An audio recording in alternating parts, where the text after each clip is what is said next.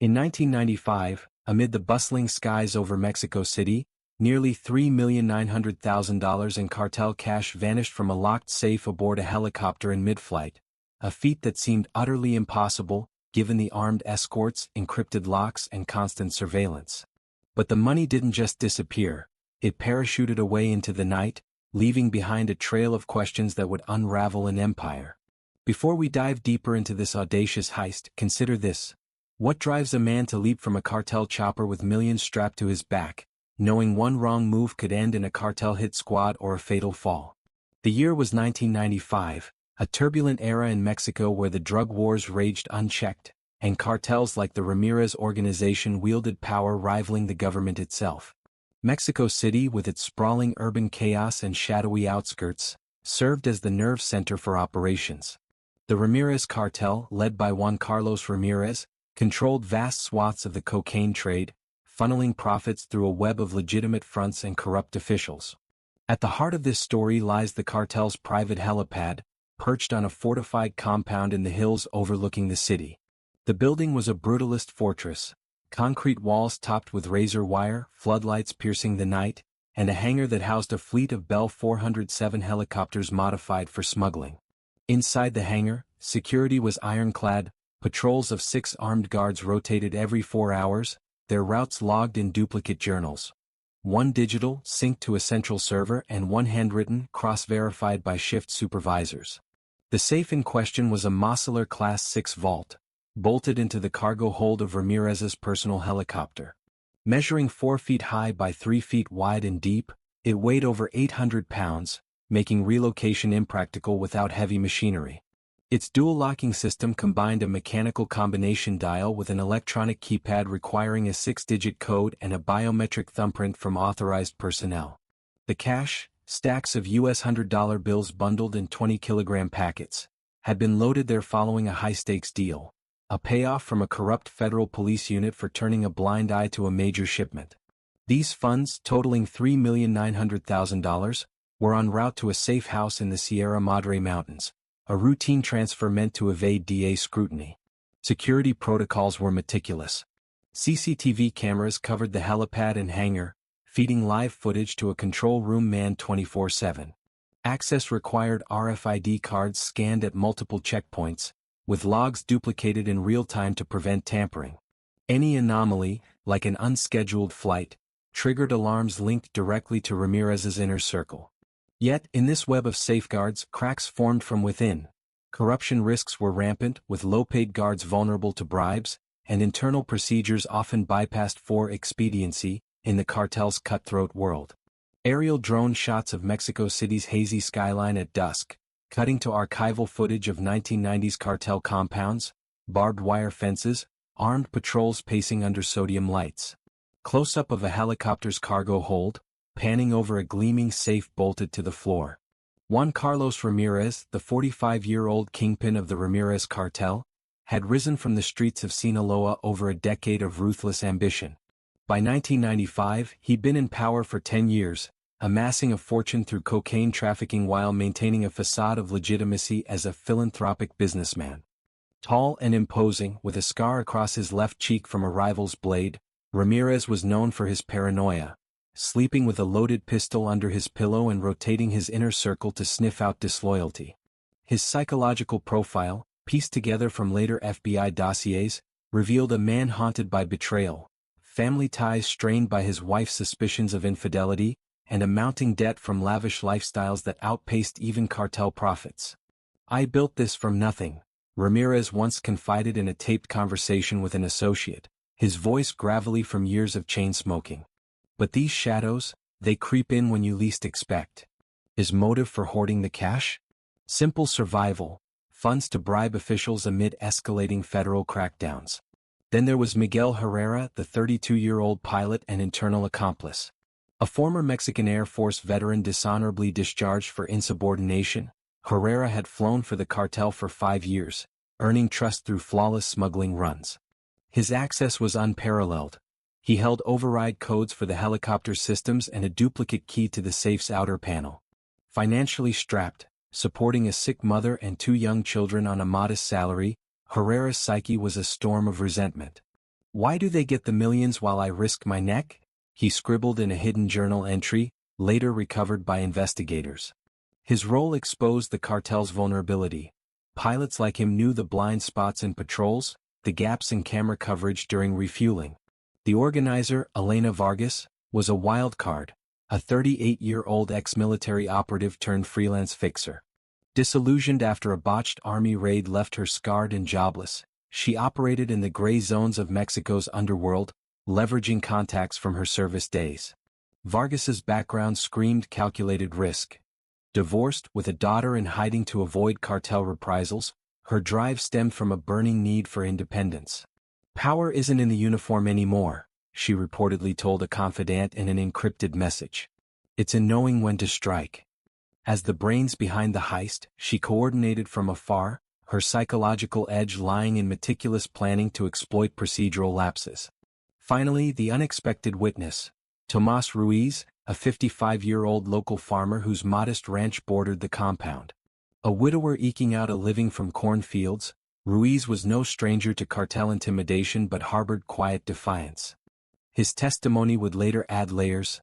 "I heard the rotors that night, louder than usual," he recounted in a police interview, his voice trembling with recalled fear.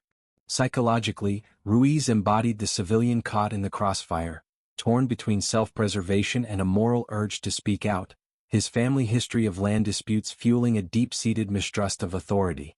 These characters, bound by greed, desperation, and opportunity, formed the fragile chain that would shatter the cartel's illusion of invincibility.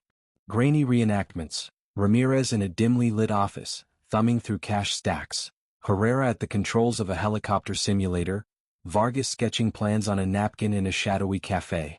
Intercut with interview clips, actors portraying the figures, speaking in hushed tones against blurred backgrounds. The heist unfolded on the night of July 15, 1995, under a moonless sky that amplified the helicopter's thrum. At 1:45 a.m., Herrera logged in for his shift, scanning his RFID card at the hangar gate. Routine. Guards noted his entry in both digital and paper logs, cross-checked against the flight manifest. By 2 a.m., the Bell 407 was prepped for takeoff, the Mosler safe loaded with 195 packets of cash, each 20 kilograms, totaling the $3,900,000 haul from that day's payoff. 2:12 a.m. A night guard patrolled the corridor leading to the helipad, his flashlight sweeping the shadows. No anomalies, logs show the all clear. But here's where the deviation crept in. Herrera, alone in the cockpit for pre-flight checks, disabled the internal cargo camera with a simple wire splice, a technique learned from his military days. Tools were minimal: a multi-tool for the wiring, adhesive straps to secure the parachutes, and weighted dummy packets filled with sand to mimic the cache's heft. 2:27 a.m., Vargas's signal came via a burner phone, a single text: "Winds clear." Herrera inputted the safe's code, 4-7-9-2-1-6, followed by Ramirez's thumbprint spoofed on a latex mold smuggled in earlier. The vault clicked open at 2:31 a.m. Transfer time: 8 minutes to repack the cash into 2 parachutable duffels, each rigged with GPS jammers to evade tracking. The dummies slid in seamlessly, maintaining the weight balance to avoid alerting flight sensors. 2:45 a.m. Herrera sealed the safe, re-enabled the camera, now showing the untouched dummies, and initiated takeoff. The helicopter lifted at 2:52 a.m., climbing to 8,000 feet over the rural expanse. At 3:05 a.m., the drop. Herrera, strapped into a tandem rig, leaped with the duffels, free-falling for 20 seconds before deploying the chute. The chopper, on autopilot, continued its path briefly before Herrera's preset sabotage, a fuel line tamper, forced an emergency landing 15 miles away, buying time. Procedures bypassed. The duplicate logs were forged post-jump by a bribed guard, later identified, erasing the camera glitch. Keys were shared illicitly, codes changed monthly but leaked through Herrera's access. Transport post-drop. Vargas waited in a nondescript van at predetermined coordinates, whisking the cash to a hidden bunker. Total operation: under 30 minutes in the air, exploiting the cartel's over-reliance on trusted insiders. The tempo built slowly, whispers in the dark, a door creaking open. Then acceleration, the jump, the wind rushing past. Silence followed. As dawn broke, the first twist emerged.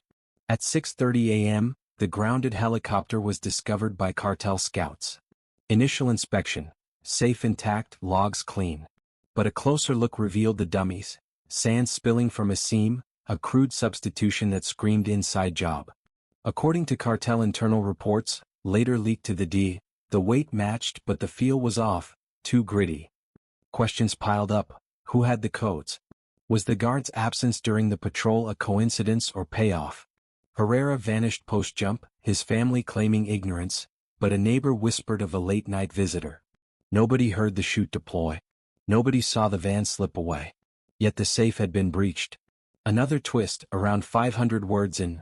Ruiz, the farmer, reported seeing a falling star that night, actually the parachute silhouette against the stars. His account, dismissed initially as rural superstition, added a layer: coordinates matching the drop zone. Deeper suspicions: Ramirez's own journal, seized in a raid, hinted at funds to hide from prying eyes. Was he complicit or framed? Open queries lingered: who coordinated the mold for the thumbprint? A dead guard found days later ruled suicide, but whispers of silencing. Tense reenactment: Herrera leaping from the chopper, cash fluttering in the wind, close-ups of dummy packets spilling sand, map overlays tracing the flight path with red lines marking twists. Psychological undercurrents surfaced. Herrera's internal monologue reconstructed from his journal: this is for mama, for the kids. One jump and we're free. Vargas's dilemma: loyalty to her past versus the thrill of outsmarting the system. Ramirez's paranoia amplified: friendship betrayed, career teetering. A third twist: an unexpected artifact. Amid the helicopter wreckage, a discarded glove, Herrera's, with DNA traces linking to Vargas's military unit. Coincidence? Or planted to mislead? Moral quagmires deepened: Herrera's family versus cartel vengeance. Vargas's daughter as collateral in her mind. The air smelled of jet fuel and betrayal. Ticking clocks in the hangar echoed unanswered calls. Dust motes danced in flashlight beams hiding secrets. Yet the biggest revelation waited in the shadows. As investigators combed Ramirez's compound, an anonymous envelope surfaced in a dumpster nearby, sealed with cartel wax containing a single note: if I'm found dead, look to the skies. Scrawled coordinates pointed north, toward the border. But whose hand wrote it? The heist wasn't over, it was just beginning. The $3,900,000 in cartel cash had vanished into the Mexican night, parachuted from a helicopter under the nose of Juan Carlos Ramirez's empire. By dawn on July 16, 1995, the Ramirez cartel was in chaos, and whispers of betrayal spread like wildfire through Mexico City's underworld. The audacious heist wasn't just a theft, it was a declaration of war. But who dared to strike, and where had the money gone? As we peel back the layers of this intricate crime, one question looms: how do you outrun a cartel that sees everything, knows everyone, and forgives nothing? The morning after the heist, the Ramirez compound buzzed with frenetic energy. The fortified helipad, once a symbol of untouchable power, now felt like a breached fortress. Concrete walls loomed under harsh sunlight, their razor-wire crowns glinting as armed guards doubled their patrols. Inside the hangar, the Bell 407 helicopter sat grounded, its cargo hold exposed where technicians combed for clues. The Mosler safe, 4 feet by 3 feet, 800 pounds of steel, stood open, its dummy packets of sand spilling onto the floor, mocking the cartel's security. Mexico City in 1995 was a city of contrasts. Gleaming skyscrapers towered over shanty towns, while political unrest simmered under President Ernesto Zedillo's anti-corruption campaigns. The Ramirez cartel thrived in this gray zone, bribing officials and intimidating locals to maintain control. But the heist exposed vulnerabilities. Guards, paid meager wages despite the cartel's wealth, were prime targets for corruption. Logbooks, meant to be sacrosanct, showed gaps, entries smudged or rewritten, timestamps misaligned. The digital surveillance feed, supposedly infallible, had a 15-minute blackout during the critical window of 2:30 to 2:45 a.m., later traced to Herrera's sabotage. According to a DEA report dated July 20, 1995, the Ramirez organization's internal controls relied heavily on loyalty, not redundancy. This was their Achilles heel. The cash's absence sent ripples. The $3,900,000 was no ordinary haul. It was a bribe meant to secure a federal police unit's silence for a 10-ton cocaine shipment crossing into Texas. Without it, Ramirez faced not just financial loss but a potential betrayal by his allies in uniform. The cartel's response was swift. Bounties were placed on Herrera's head, and whispers of cleanups began circulating. Archival footage of 1990s Mexico City, crowded markets, police sirens, political protests.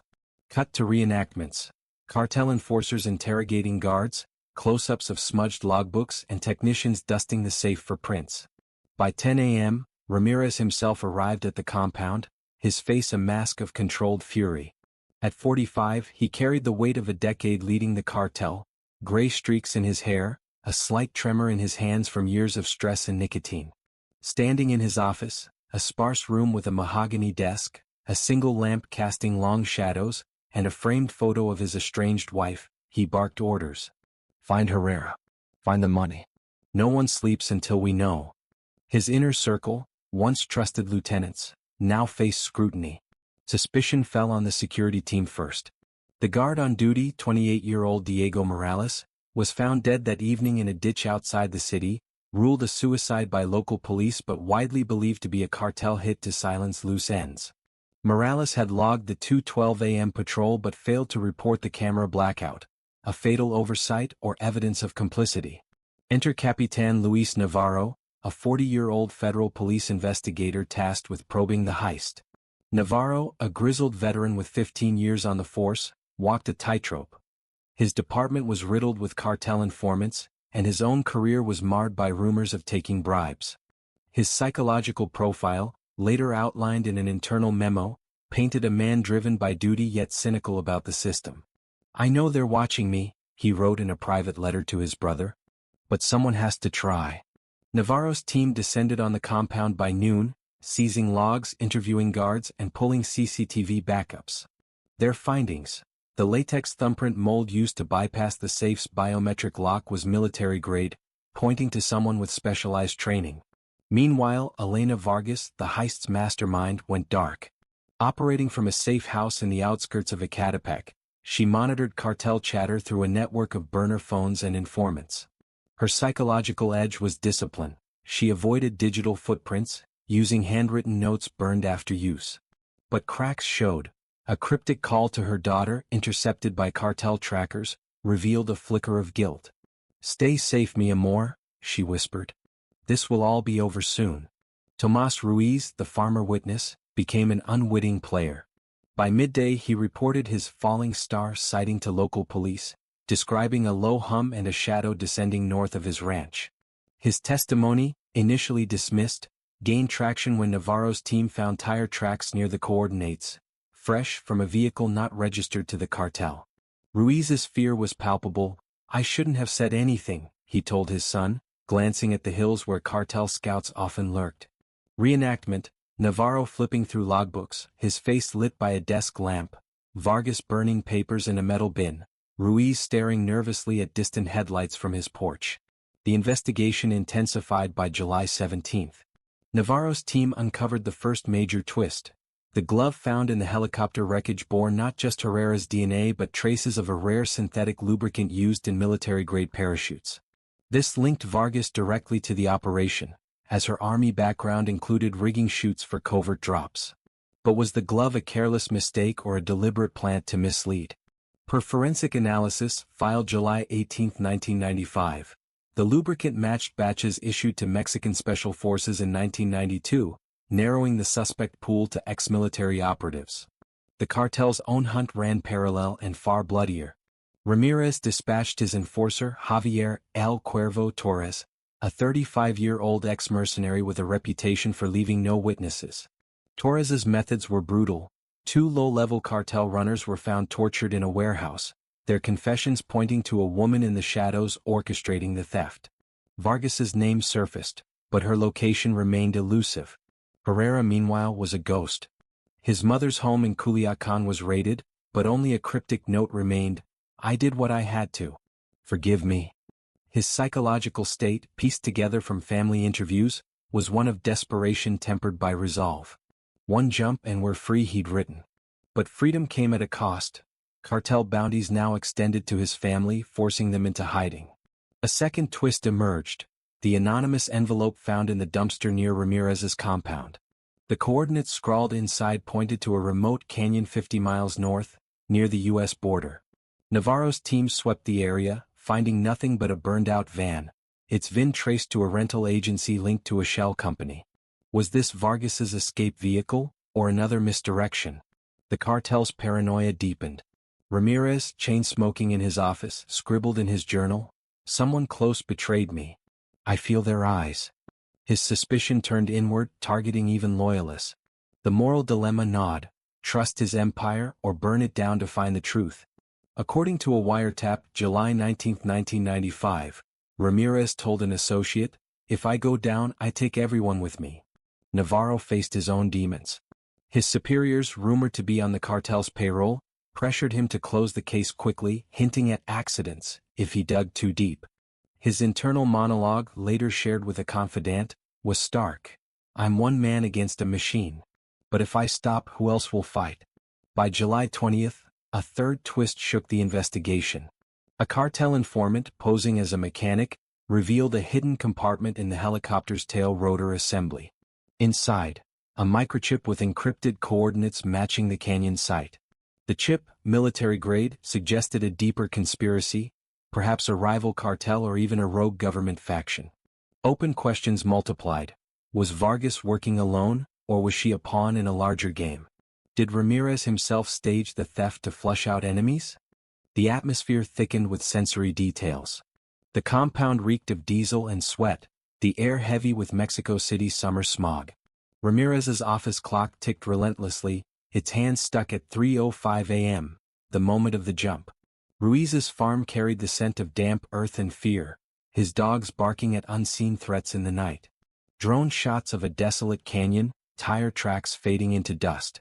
Close-ups of the microchip, glinting under forensic lights. Reenactment: Ramirez staring at his journal, pen trembling. The psychological toll mounted. Vargas, isolated in her safe house, wrestled with guilt over endangering her daughter. "I wanted freedom, not a cage," she wrote in a note later found charred but legible. Navarro's cynicism grew, yet he clung to duty. Ruiz, caught between silence and truth, hid his family's heirloom Bible, fearing cartel reprisals. A fourth twist landed like a hammer. A grainy security tape from a gas station near the canyon showed a figure resembling Herrera, alive, buying water on July 16 at 4 a.m. Was he still in Mexico or had he crossed the border? The tape's timestamp was smudged, tampered, or just worn. Nobody spoke. Nobody trusted. The money was gone, but the hunt was alive. The cliffhanger came on July 22. Navarro received an anonymous tip via a payphone: "Check the farmer's barn. You'll find what they left behind." Inside Ruiz's barn, hidden under hay bales, was a single duffel, empty but stained with blood. And why leave it there? The chase wasn't over, it was spiraling into something darker. The $3,900,000 heist from the Ramirez cartel's helicopter in 1995 had torn open a web of deceit, exposing betrayals that reached from Mexico City's underworld to the edges of federal power. An empty, blood-stained duffel found in a farmer's barn had raised the stakes. Whose blood and why was it left behind? As the hunt intensified, the players, Juan Carlos Ramirez, Miguel Herrera, Elena Vargas, and Tomas Ruiz, faced their final moves in a game where no one could truly win. What happens when a cartel's empire crumbles under its own weight, and those who dared to defy it confront the cost of their choices? By July 23, 1995, Mexico City was a pressure cooker.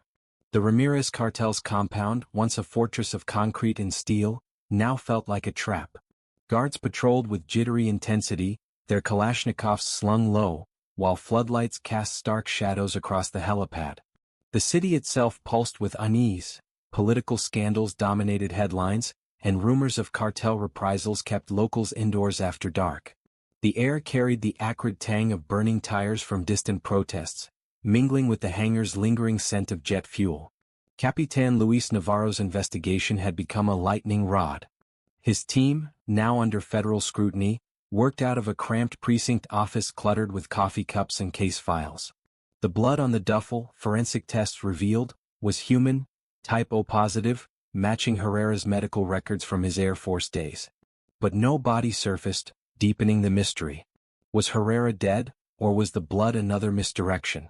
Per forensic report, July 24, 1995, trace amounts of soil in the Duffel matched samples from the canyon drop zone, suggesting transport post-heist. Ramirez, holed up in his office, was unraveling. The 45-year-old kingpin, once untouchable, now saw enemies everywhere.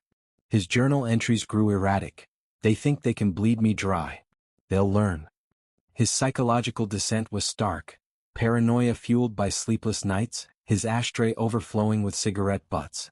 The $3,900,000 loss wasn't just financial, it threatened his grip on the cartel. Rival factions smelled weakness, and his police allies demanded answers, or more bribes. Elena Vargas, still hidden in her Ecatepec safe house, maintained icy control. Her burner phone buzzed with coded updates from informants, but her daughter's safety weighed heavy. "If I fall, she's all that matters," she scribbled in a note later found half-burned.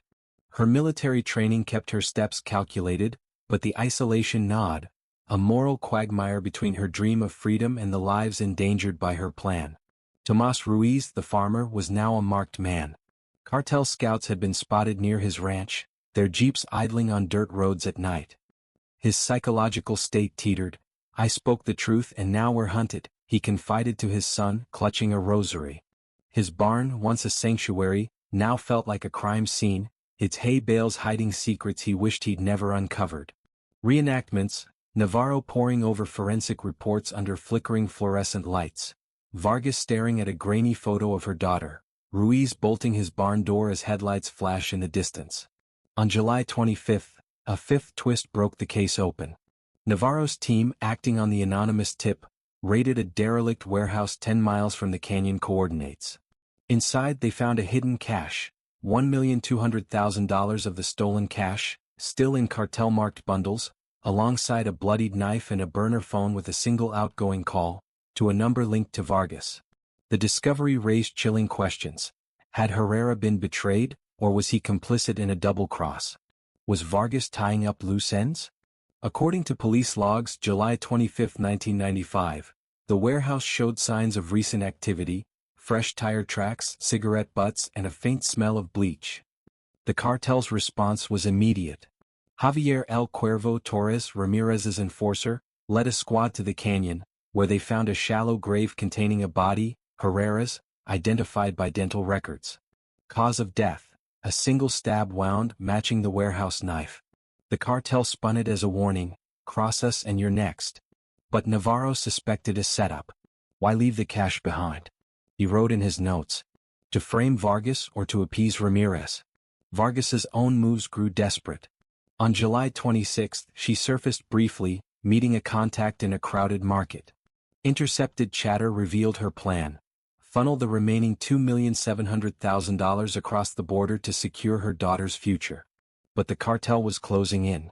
A sixth twist emerged when Navarro's team found a second microchip, this one sewn into the Duffel's lining, containing a voice recording. Herrera panicked, whispering, "She lied to me. It was never about the money." The "she" pointed to Vargas, but the recording cut off abruptly, leaving motive unclear. Ramirez faced his own reckoning. A rival cartel, sensing his weakness, leaked documents to the press, proof of his bribes to federal officials including Navarro's superior. The scandal erupted, forcing Ramirez to flee to a safe house in Sinaloa. His internal monologue, later reconstructed from his journal, was haunting. "I built this empire and now it's ash. Someone will pay."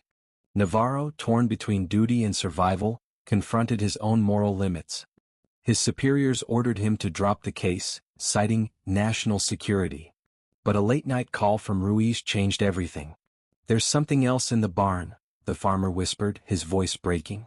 Navarro arrived at dawn, finding a hidden compartment under the floorboards. A ledger listing cartel payoffs to a high-ranking general, dated the day of the heist.